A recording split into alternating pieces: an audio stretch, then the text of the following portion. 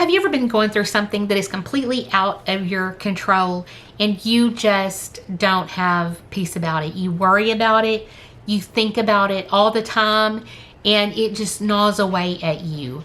Well, today's video is for you because we're going to talk about the kind of peace that Jesus gives us. And so we're going to be reading in the book of John, chapter 14, verse 27 is the one we're going to read. And then we're going to go back and read it in context. My peace I give to you, not as the world gives, do I give to you. Let not your heart be troubled, neither let it be afraid. So how does the world give you peace? How do you have peace in the world? It's usually because of the circumstances that are around you, right? You get peace in the world when everything is going well. And, if your life is anything like mine, there's always something that you have that you could worry about that tries to steal your peace. But that doesn't have to be the case. And so let's read this in context and a little bit about what does it mean whenever Jesus says, I give you peace, not like the world gives you peace. He gives you peace not because everything is going well, okay? So from the beginning, well, not from the beginning, from verse 15. I'm going to read from verse 15. And I am today in my New King James Version of my Interleaf Bible. Okay. If you love me, keep my commandments, and I will pray the Father, and he will give you another helper. Now, who's this helper? The Holy Spirit, y'all. He will give you another helper, that he may abide with you forever, the Spirit of truth, whom the world cannot receive, because it neither sees him nor knows him, but you know him, for he dwells with you and will be with you.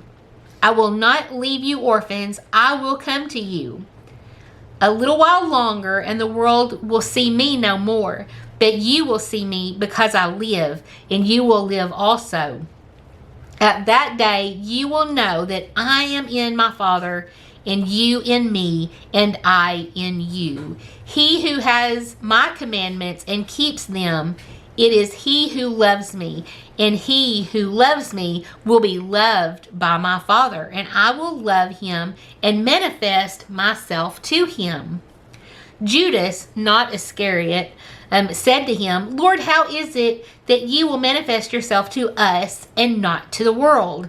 And Jesus answered and said to him, If anyone loves me, he will keep my word, and my Father will love him, and we will come to him and make our home with him.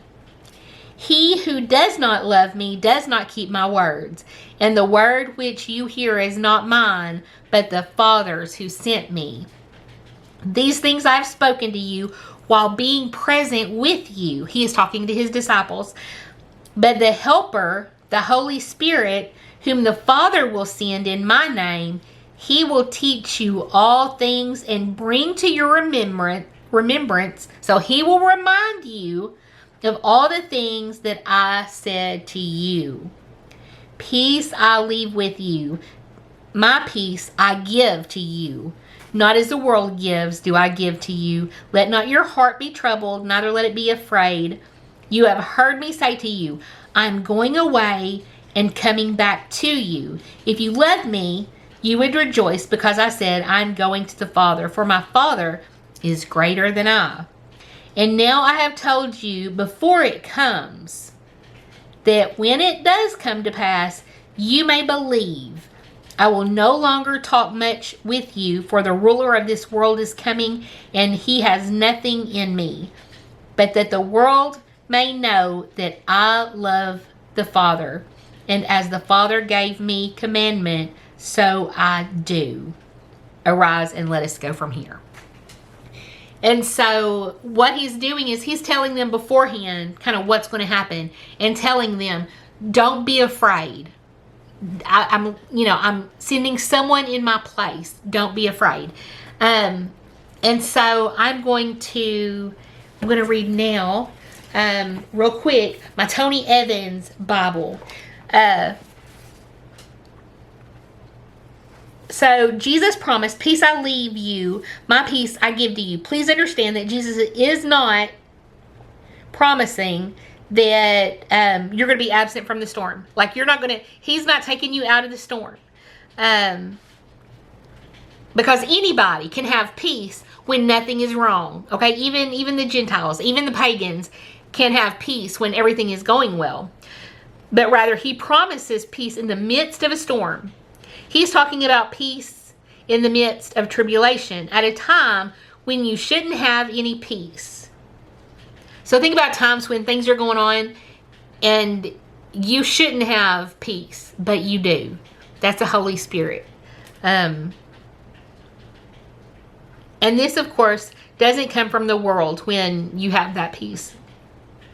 Because it surpasses all understanding. And then Jesus says, don't let your heart be troubled or fearful. In the coming hours, the disciples would have good reason to be troubled. Likewise, you will have experiences that prompt you to fear. But with the sovereign God ruling the world and the peace of Christ ruling in your heart, you can overcome trouble and fear. And so, on that note, do you have something that burdens you and that you worry about and that you don't have peace over?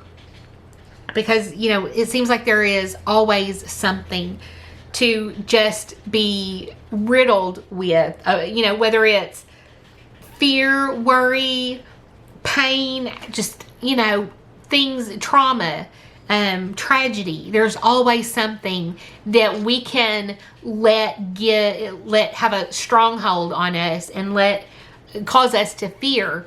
But this is not what we're called to do. We need to remember that if we have Jesus and Jesus is in us, he gives us his peace.